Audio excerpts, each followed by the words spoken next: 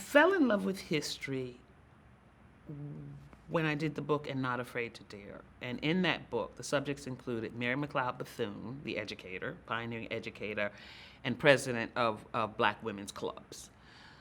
Also included in the book was Leontyne Price, the opera singer.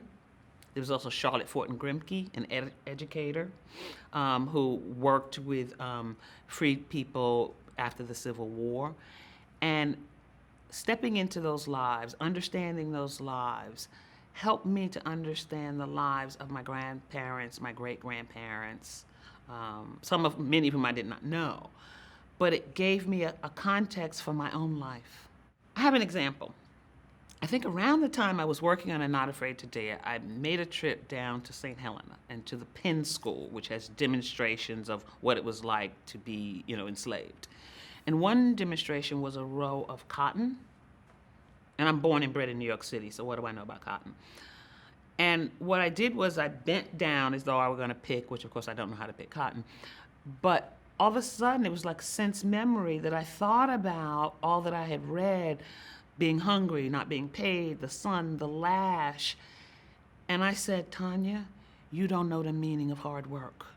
Because sometimes, I'm on deadline, I would be on deadline, and I would say, oh, I'm tired, I have to get takeout.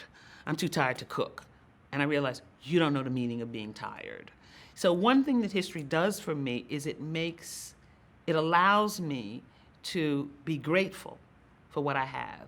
It allows me to understand that what I have gone through does not compare to any hardships that the people before me have gone through. And so what it does is it gives me an energy boost. It makes you think that if W.E.B. Du Bois could survive at Harvard in the late 19th century, early 20th century, well then I can handle any racism or alienation that comes my way. If my parents could survive Jim Crow in the South and the humiliation, then I can survive any humiliation I might experience in New York.